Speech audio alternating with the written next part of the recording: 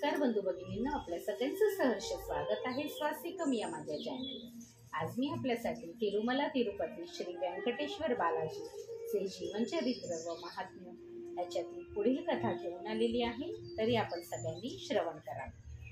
श्री हरीने लक्ष्मी देवीला शोधित भूलोकात जाणे। लक्ष्मी देवी वैकुंठ सोडून भूलोकास आली। जेव्हापासून लक्ष्मी देवी वैकुंठ सोडून गेली तेव्हापासून वैकुंठात दारिद्र्य देवता तांडव करू लागली। लक्ष्मी नसल्या कारणाने वैकुंठास कळा नव्हती।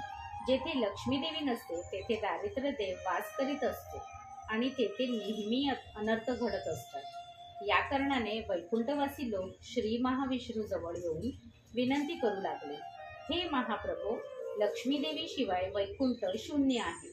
आपण कसेही करून लक्ष्मी देवीला परत आणा। वैकुंठवासी लोकांची विनंती ऐकून श्री हरी आणखीनच दुःखित झाले। लक्ष्मी देवीला शोधण्यासाठी भूलोकात पोहोचले। श्री तिरुमला तिरुपती श्री लक्ष्मी देवी कर्णमस्तु शुभम भवतु शुभम भवतु शुभम भवतु शुभम भवतु शुभम भवतु।